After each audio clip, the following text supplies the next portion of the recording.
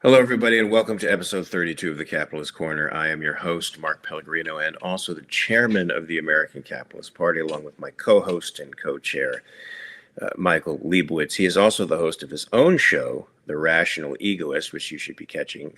He does it, once or twice a week? Twice. I put out 2 a week, yeah. Puts out 2 a week, but that in itself is enough intellectual nourishment to keep you solid until the next show. So today we have some interesting thoughts today because, of course, the Trump administration got into power raging that it was going to make all kinds of changes. It was going to drain the swamp the first time round, and of course, never got around to doing it. And this time it was going to deal with the fiscal irresponsibility of Washington in no uncertain terms. It was going to cut federal spending. Now, it first started with DOGE, the Department of Government Efficiency. And Elon Musk's claim that he would cut $2 trillion from the deficit.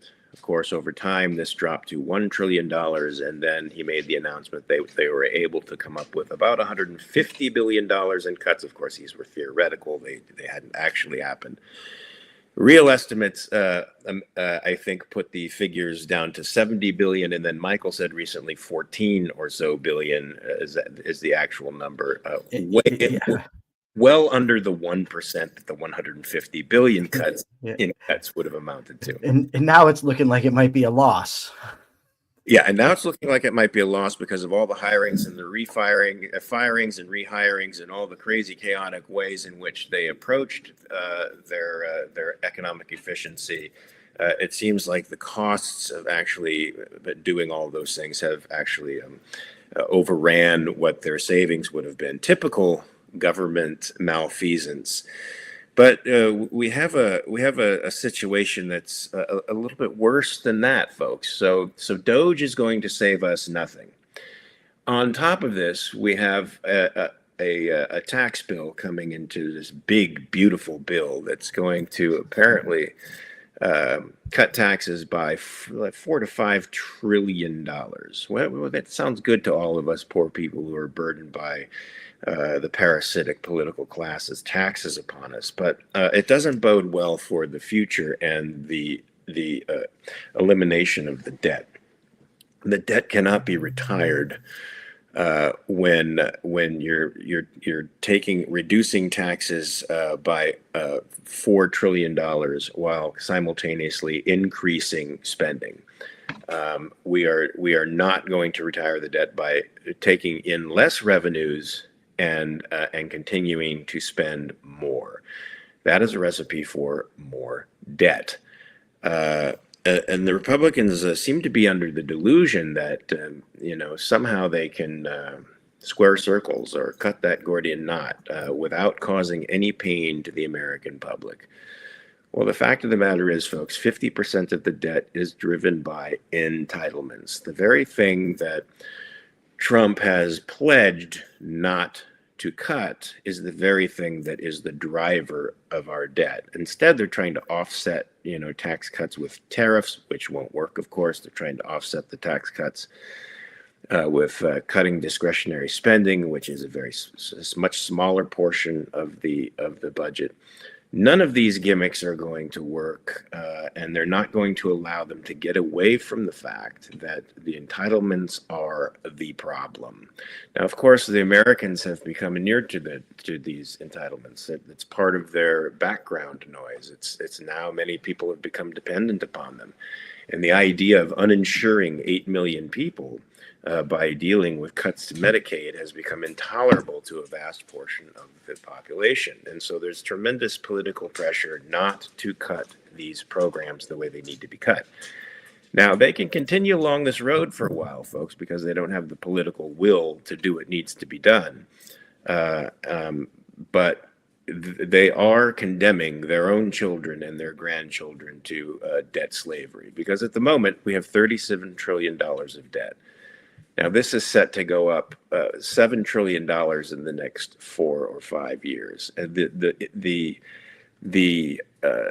interest alone on the debt is $1 trillion. Now, these are numbers that are hard for us normal people to fathom, but $37 trillion is already functioning at 100 to what, 112% of our gross domestic product. That means it's siphoning off a great deal of our productive energy, and a lot of our capital has to go to paying down this debt, and a lot of our capital has to go to paying down the interest on the debt.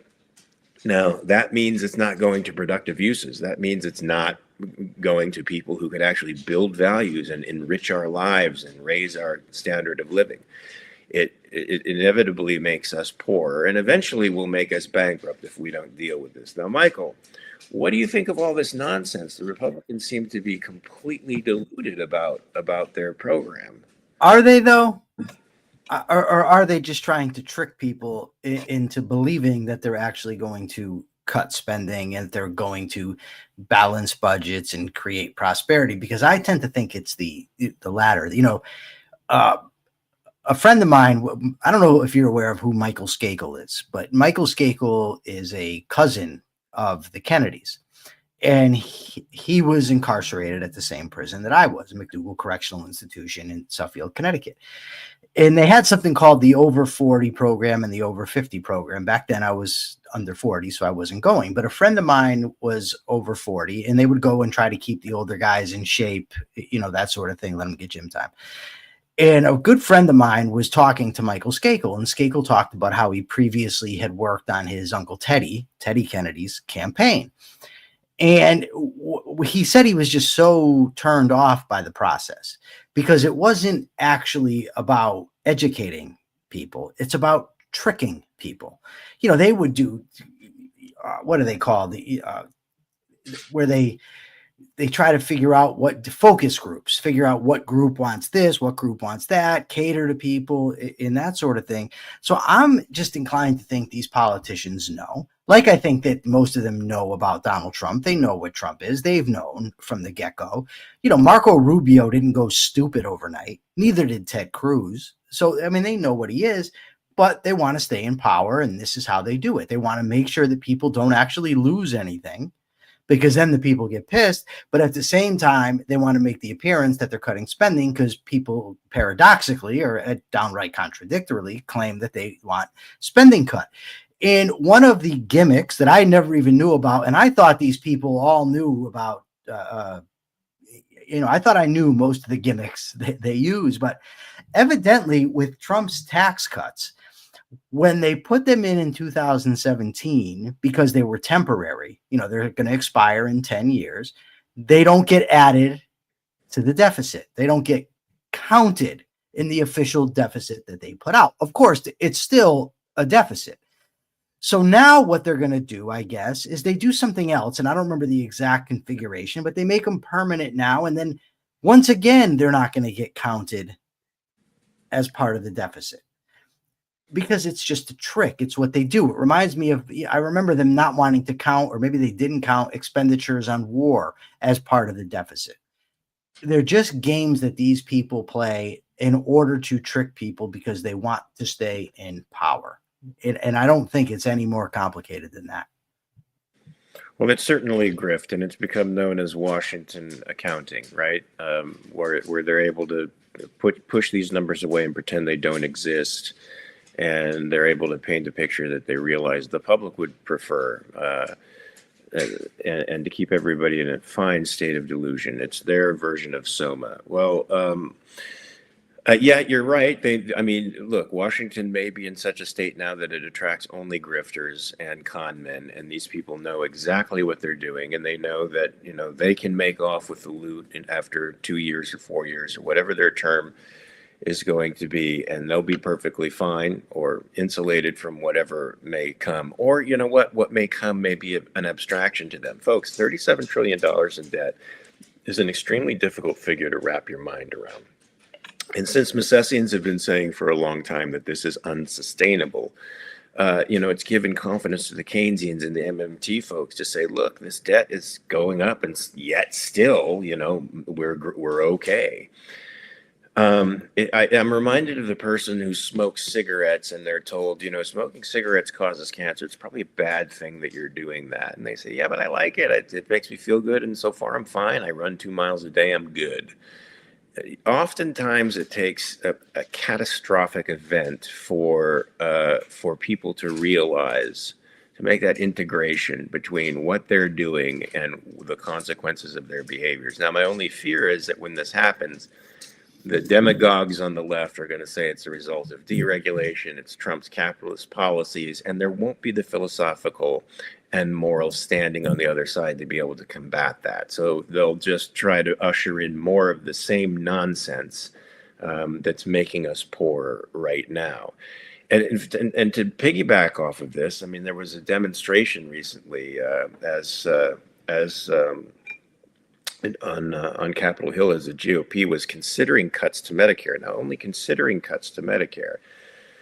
And this organization called ADAPT, which represents groups including disability rights. Isn't it Medicaid, Mark?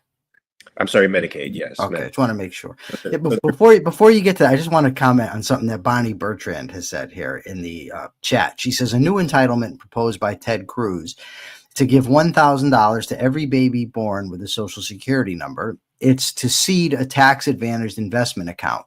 And she sarcastically says to promote capitalism. And that kind of touches on what you just said, is people will associate with capitalism. A guy actually said to me this morning on TikTok that Trump's price controls on medication are confirming capitalism. They're not hostile to it. So clearly we have work to do. Now, I'm sorry to interrupt, Mark, but proceed. Yeah, I mean, so what kind of changes can be made when you have a culture that embraces this kind of statist interventionism as if it's capitalism? When you have the communists on the one side claiming that capitalism is fascism and the capitalism is state interventionism on the side of the wealthy, and you have people like this who think controlling prices for the everyday person is somehow an expression of capitalism. You have a culture that is sorely abused of bad information and voting for their own destruction, in essence, since they're voting these people in office who do not have the will to make changes. And so this group, by the way, was protesting. 25 people were arrested. They were protesting these potential changes and cuts to Medicaid, which, folks, have to happen. It has to happen. Now, the article itself from Mother Jones claimed that, well, the cuts would basically make 8 million people insurance-less. They would lose quote-unquote insurance.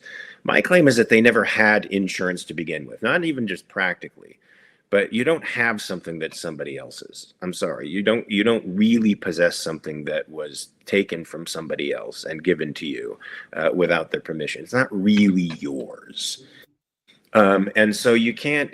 These people make these ownership claims that they really can't make, and it comes again from this misunderstanding of what rights are claims to. They don't understand what rights are claims to, and so it's highly probable that the Republicans will not have the cojones to go ahead and make these cuts to Medicaid that they should make. They should make draconian cuts to Medicaid. Now, to the world out there, this sounds like we don't have feelings. Even though we are recognizing a long-term effect of this debt and how it's going to impoverish millions upon millions of people when this debt crisis actually hits, somehow we are accused of, oftentimes capitalists are accused, even Republicans with enough balls to say that these programs need to be cut, they're accused of having no feelings. What say you about this, Michael?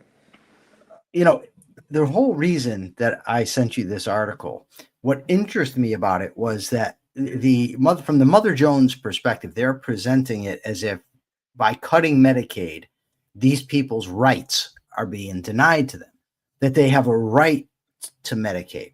And there's a big conflation that takes place. There's a sort of a switcheroo that happens, or an improper inference, because most people on the planet don't want to see other people suffer. We don't want to see people sick, or they can't afford their groceries or their health care.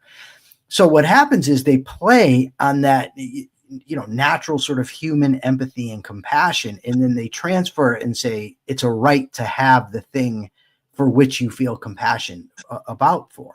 You know what I mean? It's not, yes, you feel compassion, and if you want to help, you can help. It's now, because it's sad that this person's suffering, that person now has a right to your time, your effort, your intellect, your money. So that's the premise from which they're operating. And that is the fundamental premise that we really, really need to attack. And it's an ethical premise, because right is an ethical concept.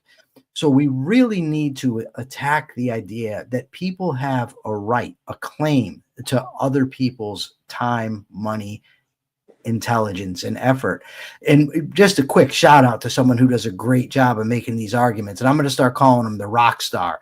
Rock Chartrand is in the audience here, and he has been whooping some commie ass on X, and it's great. I'm glad to have him here. Great. I've been missing that because I've been sort of off X the last few days because of a bet I have with a friend, and so I've just been on very little, so I haven't had a chance to see Rock the Rock kicking some commie ass. The rock star. We got to go with the rock star. I like the Rock. No, the Rock is just, that's just redundancy. No, it's beautiful. No, Rock the Rock. No, Rock the Rock star. Okay, it's more.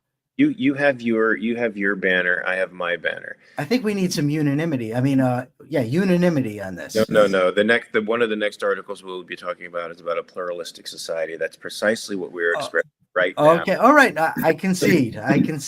And that's a good thing. But Rock, to me, you're a rock star. Regardless of what Mark says, if he wants to diminish your accomplishments and beating up on the commies, that's on him. I appreciate what you do. May I just say that The Rock is the highest paid actor on the planet at the moment, one of the most popular people in the world at the moment, and will likely be nominated for Academy Award for his most recent movie. So that guy has been a success across multiple genres, including wrestling, which is your big thing. Yes, the name is already taken. You made another point in my favor. And it's The Rock. The Rock has also been taken by Peter, okay, because Peter was the rock upon which we will build this church. Yes, another reason not to want to be called the Rock. It stands for solidity, for foundation, for something hard and tough and solid, durable. I'm sorry, I'm still sticking with the Rock. All right. Even though I do think he's a rock star, I'm going to stick with the Rock, just because I was the first to make that claim. This is true.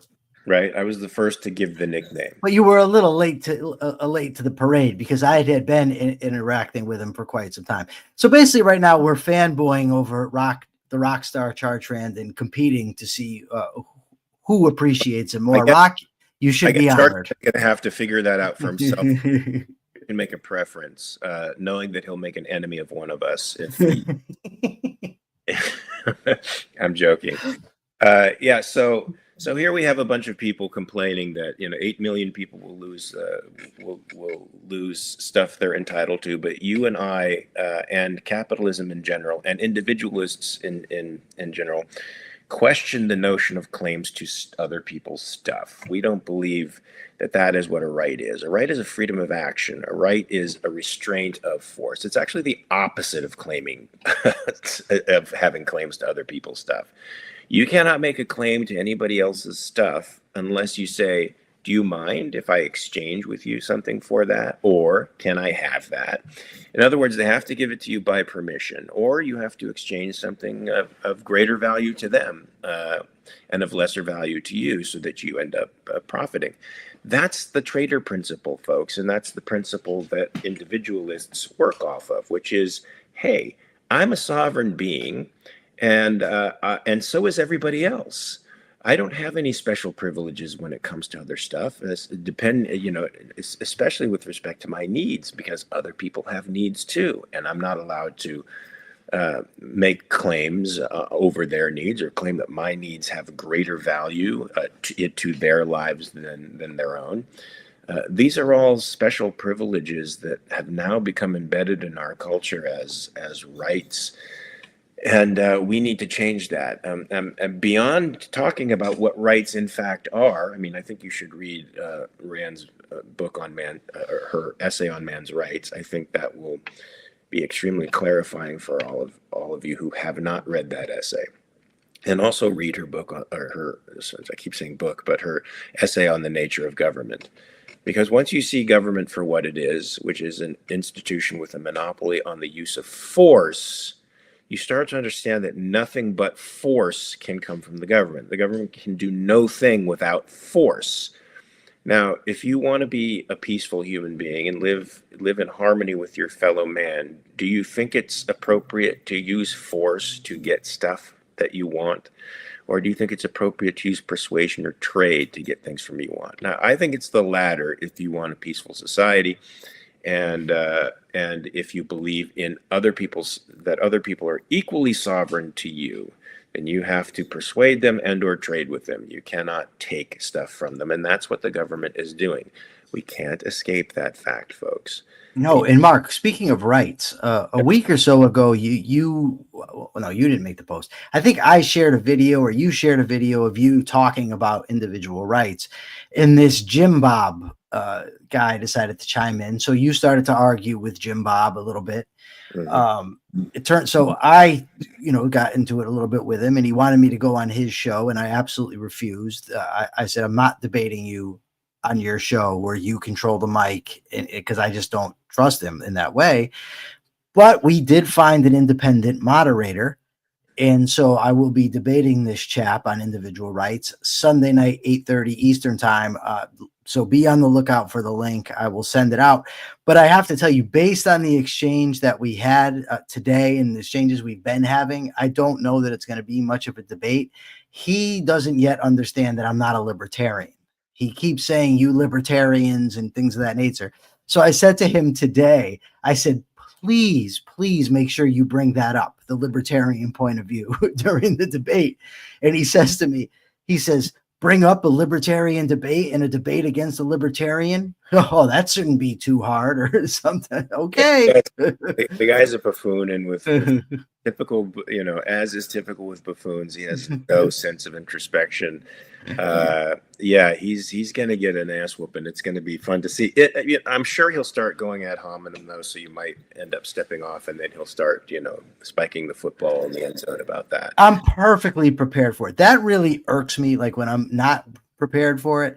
But when I'm prepared for it, I have a capacity to do some what is the Aikido? What's Steven Seagal's thing where you use the opponents? Steven Seagal is a real martial artist, but you can say jujitsu. You can say we'll go with jujitsu. I do use the intellectual jujitsu. Because these insults, and the funny thing is, Mark, with most of these people online, like their level of insults, the insults aren't even good. No, right? no. Like, come with something good. Like, this is stuff that a guy the other day called you a turd. I'm like, really? Okay. Yeah, he wouldn't even argue with me though. So I consider that a victory. Yeah, you're a turd. Okay, great. You brought it, dude. You stink. Yeah. Assy butt. Might as well tell you have cooties. Yeah, it wasn't good. Well, that there we have it. That's social media in a nutshell. Well, folks, if look, what do we have so far? We have an administration that has closed down the border. So about 99.9% of the people who were coming through the border before are no longer coming through. Of course, they are engaged in massive deportations, which are causing process issues and a constitutional crisis. But we'll leave that aside because that seems to be the only positive part of his administration so far. As far as balancing the budget, it ain't going to happen. They want to spend a lot of money. Redoing the entire airline grid for the FAA is going to cost billions upon billions upon billions upon billions of dollars. More of a reason to privatize the airports, because had they privatized the airports, these airports would be screaming for new technology because they would be in competition with one another for your business. As it is, they're not. And so they can leave 40-year-old technology in place that goes out from time to time. And I'm sorry, it doesn't make me feel good that going into Newark Airport, they may have a screen outage and I may not be on their radar for as much as a minute or 2 minutes. And when you're going 350 miles an hour, a minute or 2 minutes is very little time. Now, I blame the FAA for this. They kept us in vacuum tube technology for decades after vacuum tubes were irrelevant as a technology. Look, it's in the interest of the regulators to not do stuff, right? This is why the FDA kills more people than it helps. Because if they approve a drug and people die, then they are responsible for it. They're held accountable for it. But if they don't approve a drug and people are dying anyway, well, then that's not their problem. And that example that I gave a couple of days ago of holding beta blockers off for 10 years while they were being used in Europe, how many people died from not having those beta blockers? Beta blockers enable people with atrial fibrillation to not fall into arrhythmic patterns with their hearts. It helps them with that. It assists them with that because certain stresses can bring on atrial fibrillation. So how many people got strokes and how many people had heart attacks because they were in some kind of flutter or they were in some kind of atrial fibrillation mode that they couldn't do anything about because they didn't have a beta blocker? Well, thousands upon thousands upon thousands. And the FAA, same thing. And we've barely been averting air disasters over the past 10 years. I mean, you can read about it, how many close calls there are all the time. And this is because we're still on like ground-to-ground radar instead of satellite technology. We still have copper wiring that goes out from time to time instead of fiber optic cables. I mean, this should have been done a long time ago, and a regulatory agency should have been doing it if it were actually a proper regulatory agency. But we know that regulatory agencies aren't incentivized to progress. They're incentivized for stasis. They're incentivized to remain in one place, be as conservative as possible because they don't want to take the hits for any issues when progress happens. So folks, privatize the airports. Get the TSA out. They're a massive pain in everybody's ass. And you could privatize security, and it's already been shown statistically to be far better at catching the bad guys than the TSA, who do not have to consider you and your comfort in any way to maintain their jobs. So just 50 more ways in which the government gets in the way of progress and gets in the way of your happiness, folks, and has no will to do it. And yet, this is a huge diversion because I was talking about the bad things that Trump is doing, or the promises that he's not actually making to cut the deficit. It's not going to happen, folks, under the current budget. It's not going to happen. We're going to be adding to the deficit, trillions and trillions of additions to the deficit. And they're trying to offset this with tariffs. They're trying to offset it with discretionary spending. They're trying to offset it with all kinds of tricks and smoke and mirrors, but it ain't enough. It ain't enough. And so unless you constituents can get together and start telling these people that they need to start making hard choices, and which is get out of altruism, get into rational self-interest. He claims to be, make America great again. He claims to be America first. Well, America first right now needs an infusion of a self-esteem and an infusion of self-interest, and its own self-interest. It has to start cutting these projects, or it dies, or the republic dies. And this is no shit.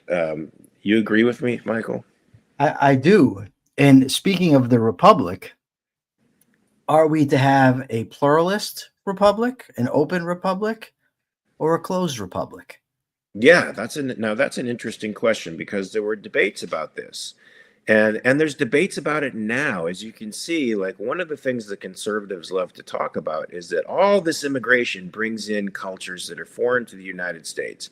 It's not just that they have issues with the fact that brown folks are coming in. They think that brown folks automatically mean that they have different values, and that these values are going to dilute what, quote unquote, what they consider to be Americanism, and then that's going to be bad. It's going to be a cultural revolution of sorts, and we will lose what makes America essentially itself. Now, I think that's bullshit. to be honest with you. I've always thought that a representative republic survives by contention, right? By deep debate, by argumentation, not by agreement, not by a monolithic way of looking at the world. And that anybody coming from any part of the world, provided they believed in the essential concepts of Americanism, which is human sovereignty, liberty, leaving people alone, and just pursuing your own values for your own sake. They could have any other religious belief in the world, provided they have these basic things.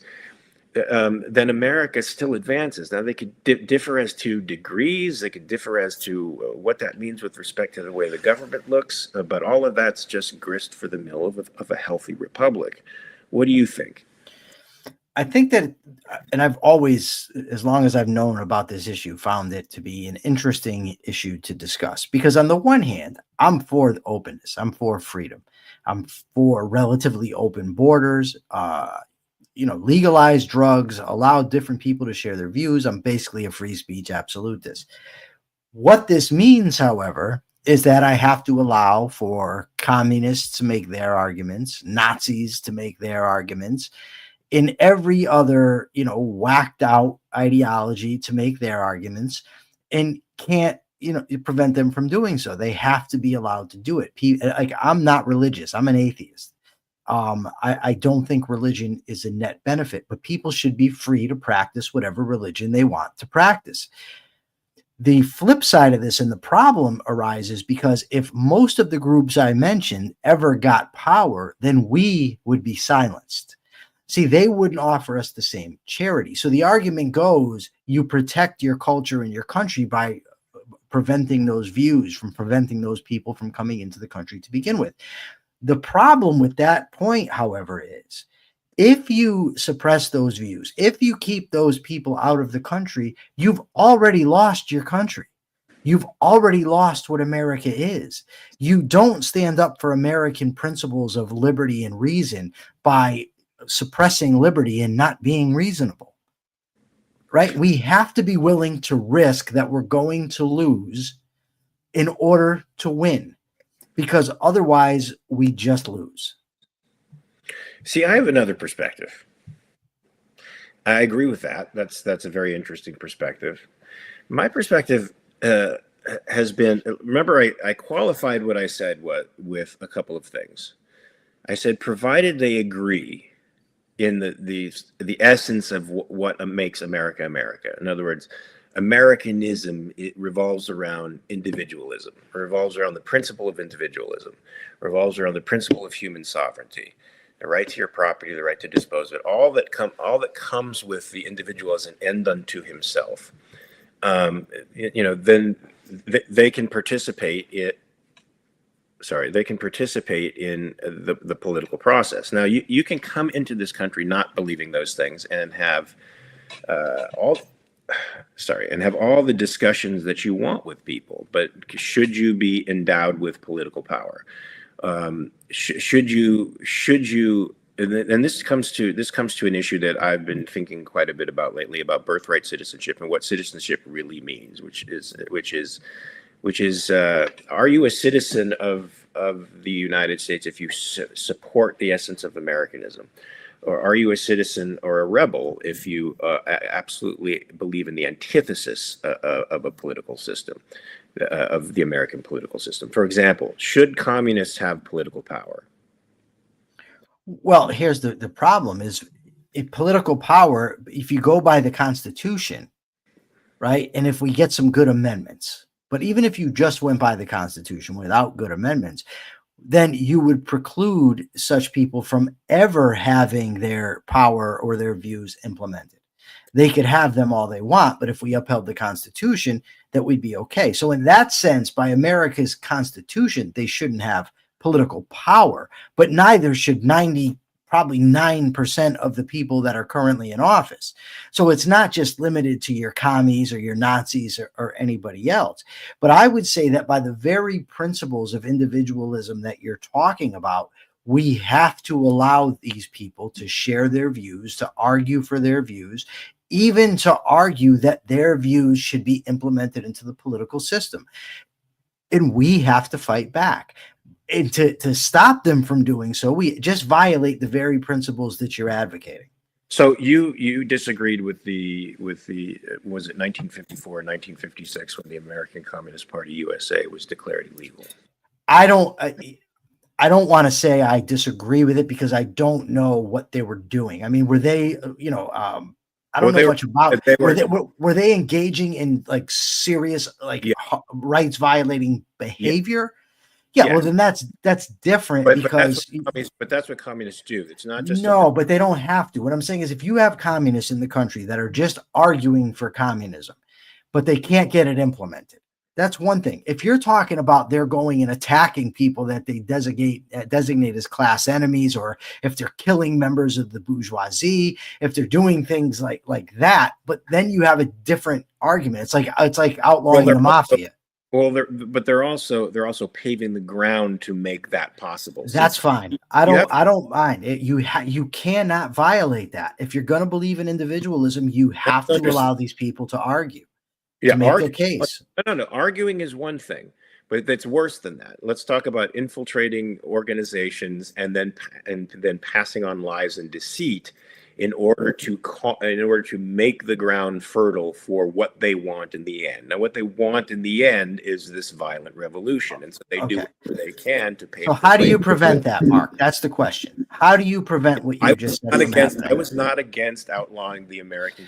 I was not against outlawing the Communist Party USA because they were a criminal organization and they engaged in criminal activity. Okay, but to what you just said, I want to know how you're going to prevent that. You said if these people want to get involved in organizations and infiltrate organizations. First of all, what organizations are you talking about? And then secondly, how are you going to prevent them? First of all, the organizations that I'm talking about were everything from the Catholic Church all the way down to administrative positions in government, high-level positions in intelligence in government, and the academic institutions where they get a chance to, form consciousnesses so that those people are more amenable to their perspective and see everything from a Marxist prism. Now we've seen how difficult that has made moral judgment for the future generations. You've seen the people protesting violently for the pro-Palestinian movement and actually calling for an end to the West. They want the Intifada to go worldwide. Now, this is not just some fringe movement of students. It's a nationwide movement that's demonstrating deep anti-Semitism that they've learned from these Marxist professors who have passed on this ideology. Now, I'm all for argumentation because I think in the realm of ideas, communists and capitalists can fight, debate one another, and provided the debate is in good faith, the capitalists are always going to win. I've seen it a million times. They're going to appeal to the reason. They're going to appeal to everybody's rational. Okay, Mark, can we slow down for 1 second? I want to go organization by organization. Catholic Church. How are you or the government going to prevent communists from joining the Catholic Church? You can't. But okay, so talking about that. Okay, but that's one this is what it comes down to, right? If we're talking about what should be allowed and not allowed, that's what a pluralist society is you're talking about what can be prohibited and what can't. So so the Catholic Church, we get them out of there. Should be prohibited. Communists have a very long track record of criminality. Even now, look, what was Black Lives Matter but a criminal organization? They absconded with $90 million of people's money. But Mark, that's already illegal. Okay, right. It's already legal. But what were they? Trained Marxists. What did they do? The point is that's not relevant. It doesn't matter. You outlaw the behavior. You outlaw the criminal activity. You don't ban the forming clubs based on ideas. You outlaw the actual activity. It's clubs geared towards specifically, it's in their ideology. It's baked into the ideology, specifically geared towards violence. And that's what Black Lives Matter did, for crying out loud. But then you outlaw the violence. They destroyed cities. They fomented rage. All of which is illegal already. Correct. But we know that a criminal organization foments violence. Why can't you make that criminal organization? Once they foment, what do you mean by foment? if you're saying that they are a direct cause of violence, then like Antifa and Black Lives Matter, sending pallets of bricks into neighborhoods, preparing people in full. Yeah, you're conspiring in that case to commit crimes, Mark. When you do that, you're conspiring to commit actual rights violating crimes. But if all you're doing is sharing the Communist Manifesto and having clubs where you discuss it and advocate to vote for people to implement it, agree with any of that, and that's not my problem. But that's what pluralism is. That's what we're talking about. Which is fine, but my problem is with respect to political power. Should communists have political power? Now, you say the Constitution, and I would agree with you under perfect circumstances, would be a bar to them expressing their political power in the way that they would want to, because they simply could not produce a law that violated other people's rights or that initiated force against another, because the Constitution should be a natural check on that. That's not the case that we have today. It's not the case. Well, so would you ban? So you would ban somebody who's a communist for running for office? I would consider for sure not giving them political power, in the sense that if you have a political ideology that is the antithesis of liberty, should you be a citizen of the United States of America? Do you think that Christianity is conducive to liberty? Fully implemented Christianity. I don't think Christianity is necessarily conducive to liberty, but I don't think it's not conducive to liberty. Well, we have actual instances where we have religious laws passed, and they're still arguing for them, for suppression of speech, for prayer in schools, for religious indoctrination, all kinds of things they've already done. We have separation of church and state. Right. That's why we have it. So, no, but would you ban them from running? That's the point. Would you stop them from being able to run? Why does this only apply to one group, the communists? Abortion has no place in the public sphere. I definitely don't think it has a place in the public sphere. It could be in the private sphere. And I agree. So Christians can run for office, though, right?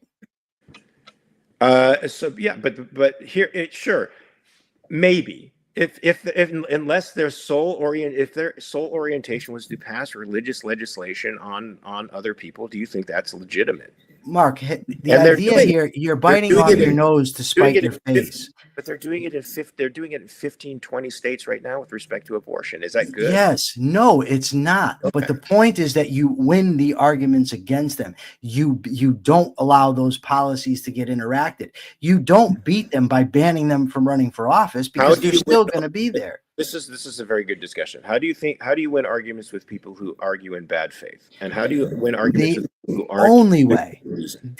The only way is to establish a philosophy of reason. It's an uphill battle, but you don't take a philosophy that advocates for reason and against the initiation of force and then initiate force against people who don't share your ideas.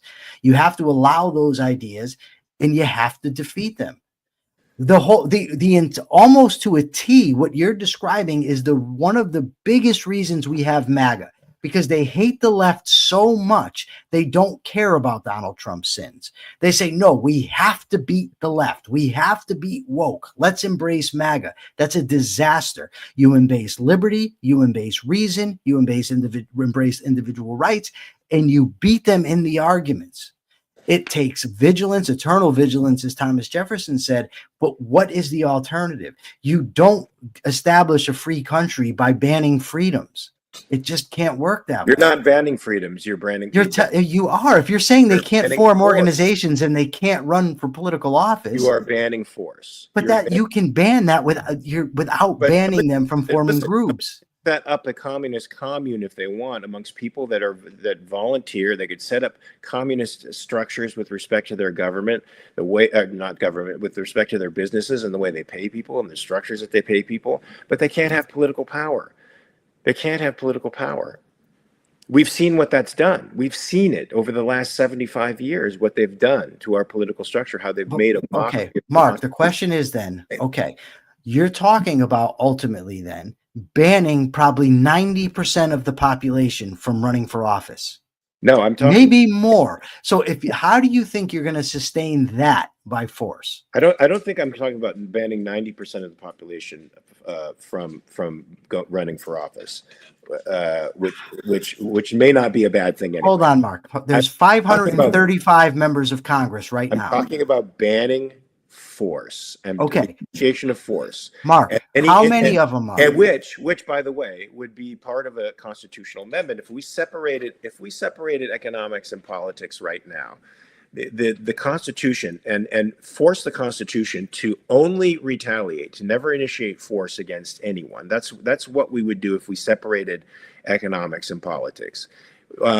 We would be simply practicing that in real life. If you're an organization that claims violent revolution is the way in which you can get stuff you want, claims that redistribution of other people's property is an appropriate thing to do based on your grievances, then you can't have political power. Mark, you've just eliminated the entire United States Congress. Well, maybe. No, but here's my point, Mark. That should be the 13th labor of Hercules. That would be fine. But you have, Mark, you have 535 members of Congress and a president of the United States, all who think initiating force is appropriate. And all of whom the American people despise right now. Look, Congress has an approval. But they keep voting for them. They do, but they don't vote them out.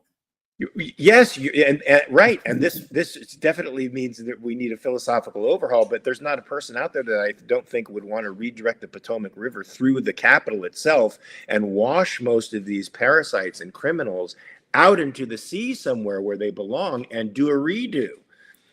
Maybe okay. Mark, you've got an election. Say you have an election coming up. I guarantee you more than 90% of the candidates running advocate for some form of initiating force. Can I ask you something? Sure. Rock just brought something up, but I don't know if I'm taking it out of context. He says, "Is Hamas a legitimate political movement?" He'd have to clarify exactly what he means because I don't know. Do I think that Hamas? I think Hamas is a military wing, a terrorist organization that exists in Gaza and in other areas of the Middle East and is engaged in terrorist attacks on Israel. But so it has a view. It has a governmental view. It has a view. Sure, but they're actually using violence. They've engaged they advocate and engage in violence. Communists and socialists around the world. Mark, like I said, and they're engaging in violence every time they vote something in that legitimizes the theft of other people's property. I'm just saying. Yeah, you're right, Mark. And so does probably 99% of the American Congress. 90-something% of American people would think, you tell them that taxation should be abolished because just the initiation of force, they think you're crazy. So you can't just go around. I mean, it just won't. Practically speaking, you could not do what you're suggesting. I understand exactly what you're saying, but let me ask you a question. Should a candidate come up who says he represents the values of Hamas, which is eventually the establishment of Sharia law around the world? And there are people, I think, even now, MPs in the Parliament of England, who express these sentiments, and certainly they're popular now in parts of England. If they were to come up and say, we think that Sharia law, let's say somebody was running like what's her face from Michigan, who thoroughly agrees with Hamas, with the Palestinian movement, with probably with Sharia as an ideal legal system. Should a person like this Omar, be allowed to run for office and now become? Yes, she should. And let me tell you why. If such a person could ever get elected, then this country's already gone. It doesn't matter if she can get but she's in a small district. I'm talking about to a national office. If somebody like that could ever gain real political power on a national level, the country's done. So it would be a non-issue. And that's kind of my point, that you can't win these things by force. You have to win them by argumentation. And if they argue in bad faith, you point out that they're arguing in bad faith. But if the country is going to be so unreasonable as to accept bad faith arguments over good faith arguments, you're going to lose anyway. Yeah, and my point is that citizenship represents something. So it wouldn't be a force issue in that you have political power as a citizen, you have the power to affect political change as a citizen, but you also I just want to point something out to you, as a Mark. citizen, Scott Schiff is on your side. as a, Let me. I'm just going to put it that Scott as Schiff is with you on this. as as hold on, as a citizen you enjoy certain political power and the ability to have a say in the political system. As a non-citizen, you have all the rights of the Constitution. You're under the umbrella of the protections of the Constitution, can work and play and live exactly as you choose, but have no say in the politics of the region. And that is not a force thing. That's just saying, do you agree with certain premises with respect to the way governments and states should There is operate? force. You're going to prevent people from voting, so there absolutely is Not force preventing involved. You're not preventing anybody from voting. If they're not citizens, they can't vote. But Right. what is going to be your They- criteria for being a that's what citizen? they want. Tell But me your criteria. voting is not a right. So it's not a use of force. It's certainly a privilege that we have because we're citizens. But making making a citizen the status of a citizen the result of the beliefs that you have, as opposed to just simply a de facto. Tell me the beliefs that would be required to make somebody an American citizen.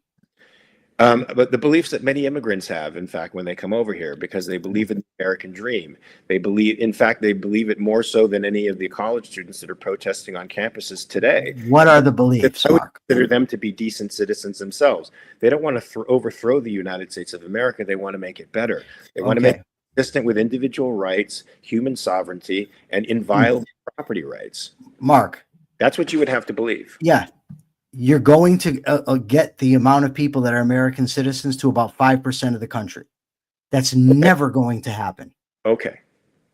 You try to implement that right now. You come out with a point. You think with over 50% of the population that doesn't vote now, even though voting actually influences their lives. I think 67% voted in the presidential election. What's that? I think 67% voted in the last the highest presidential percentage election. in years and years and years. At times, it's been as low as 30%. So what I'm saying is, Sure. people don't care about the political world that they're living in, even though, because we've expanded the power of politics so much that the who you elect to office really does affect your life. Now imagine if who you elect to office doesn't affect your life, because all they are is stewards of your rights, and that's it. I still want to know, Mark. People will be interested in voting. Mark, you're avoiding my question. My question is quite simple. What percentage of the American population do you think upholds individual rights, including property rights? Not 5% of the population. I would say it's more.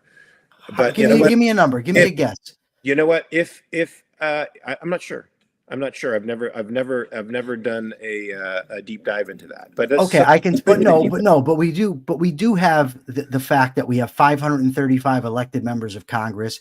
We do have a president of the United States. We know that. We know what local state governments do. We know the war on drugs has been going for a century, right? We know these things. I know from discussions that I've had with people all over the place, prisoners, correctional officers, talk show hosts, professors, friends, family. And I cannot, the only people that I find that consistently advocate for individual rights are in my very narrow online chats. So to say that you're going to limit citizenship, but you couldn't, they would outvote you. And what are you going to do? Say, no, I don't want you to be a citizen. You lose. No, I don't think it has anything to do with that, but that's a discussion for another time. And I wish James Valiant were here, because I'm sure he might agree with you, in which case I would have a 2 against 1. So Scott, hold on. I just want to tell you, Scott Schiff says they still have a good sense of life, even if they don't fully embrace individual rights. I would like to know what that good sense of life is. The good sense of life that causes Scott Schiff to defend Trump indefatigably. Yeah. Right? That's a good sense of life. I don't defend Trump at all. Or Scott Schiff. Yeah. Scott, if you defend Trump, I can't get on your side, buddy. I'm not a Trump defender, and I don't like the Trump movement, and I think the MAGA movement is equally deranged on the left as on the right as they are on the left. So and their view of Americanism and American citizenship is sort of xenophobic and racial. Has a sort of a racial intent, a racialized intent behind it that is nothing close to what I'm talking about. Because to me, I've met people of all different races, all different nationalities who are more American than the Americans I'm seeing being produced by American universities. In fact, there's somebody in Portugal I'm thinking of right now, has a business of her own, and she's more American than any of those people standing on protest lines and preventing Jews from going into their classes. Anyway, this is a very interesting topic that we'll have to discuss at another time. I don't think it's as big a schism as it may seem, but it's very interesting and a food for thought. When we have an actual meeting, we should really talk about this stuff because I think it's important. But listen to this. I just wanted to conclude with Alex Epstein, I'm a huge fan of Alex Epstein. Me too. He's the guy who wrote The Moral Case for Fossil Fuels and Fossil Future. He's been a voice of reason. He's repudiated the first book, though. Oh, really? Yeah. He said he actually, I believe, says in Fossil Futures, don't read the first book. I actually like it better than the other one. I have 2 signed copies. Yeah, and he gave me a bunch of copies of the other one to give out to people of The Moral Case for Fossil Fuels. So I actually like what he said in both books, and I thought he said it rather redundantly in the second book. I thought the second book would be half as long, but it's still great. And he's great. He's a great thinker. He's changed the conversation for energy.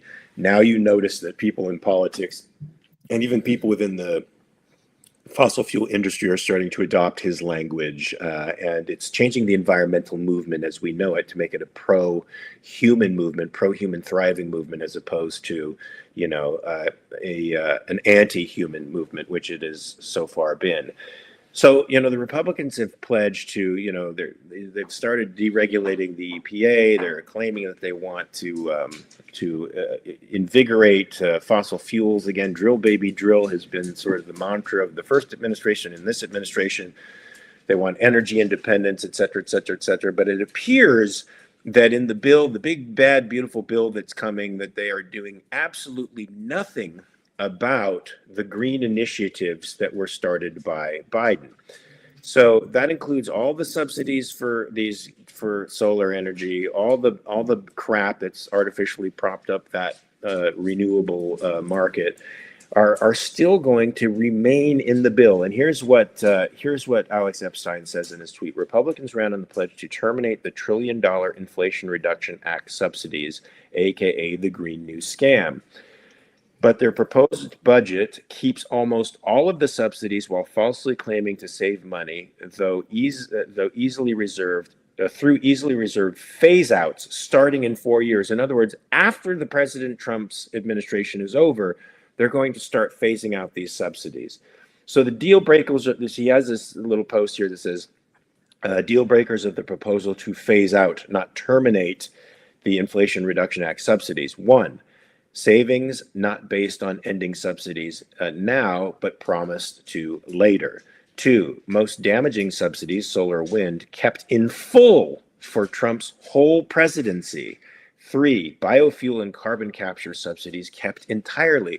Now, how in the fuck can these people get away with pretending like they're actually trying to reinvigorate nuclear and fossil fuels while still maintaining this nonsensical subsidization of renewable energy, which is, folks, it's not renewable energy. It's unreliable energy. It makes our grid weaker. In fact, some guy was trying to sell me solar panels just 2 days ago. And he said, one of the reasons you got to go onto solar is because now that they're building all these Tesla charging stations, our grid is overtaxed. One of the many reasons for brownouts and blackouts. But part of the reason that the grid is overtaxed is because Gavin Newsom has taken us off fossil fuels. He's taken us off nuclear, and now what's basically running these grids are intermittent solar and wind, which is a weak form of power. So, I mean, this strikes me as just another bait and switch, another con on the part of the Trump administration to pull something over on the American people. I mean, this is unbelievably bad. You can save trillions of dollars just by cutting this crap out. What is their problem? They have both the House, the Senate, and the executive, and they can't get this shit done. They're frauds. That's it. That is it. They are frauds. So we're going to do the capitalist thought of the day. But before I do, I just want to say that okay, somebody in the chat actually seemed to agree with me on something that basically it's this. Once we found out that Scott Schiff agreed with Mark, that proves I have an irrefutable argument. No, I'm just kidding. So the capitalist thought of the day is this, and this show actually, I think, exemplified it, is that individual rights necessarily mean the right to say what we want and to think what we want. And at times that's going to lead to debates and disagreements.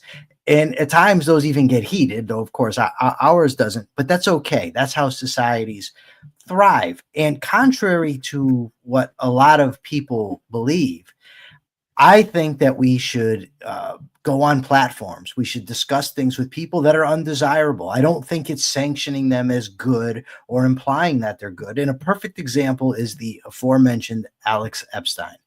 The whole way that I came across Alex Epstein is because when I was in prison, I read an article where he was interviewed by Jeff Deist. I think it was Jeff Deist of the Misesian.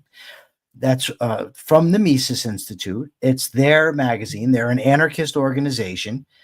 And I read it. And Alex Epstein went in there and was interviewed. And because of that, I came across his work. So when I got out, I reached out to him. And that's how I ended up being able to read his book.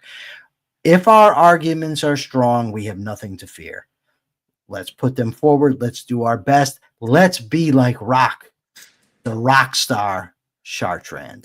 Rock gave us several possibilities. I haven't had a chance to go over all of them, but I don't remember seeing a rock star on there, but he had a couple of good ones. Yes, and I saw Alex take apart Schenk from the Young Turks in a magnificent display of debate jiu-jitsu. And Schenk is not an easy guy to debate because he's sort of a spaz. He argues in bad faith. He talks over, he bullies people around. And he's been able to get away with that with a lot of people who are pretty good at debating. But, there's a reason Alex Epstein is a black belt in Brazilian Jiu-Jitsu. And it shows in his debate style because he completely handled him. And if anybody wants to see a leftist get handled by Alex, and what a completely rational argument can do, you should watch that debate and you should watch his interviews before Congress because he takes these people apart. Yes. He goes before bodies of Congress who are all about grandstanding. All they want to do is make their 10-minute speech and nail you to the wall and virtue signal for their constituency and then leave. And he obliterated them and made them look so foolish.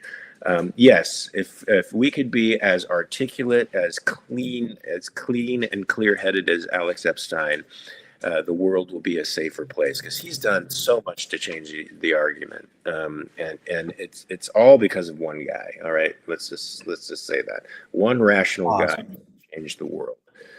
All right, folks. So you heard it here. You heard some craziness today. It was fun, but it was a crazy fun show. I hope you're going to hit the like button before you leave and tell your friends about us so that they can watch us at 9 a.m. Pacific time, 12 noon Eastern time. We'll be here same bat time, same bat place tomorrow, and we will be talking about other stuff, man. So join in the party, and until then, always remember to check your premises. Peace. Take care.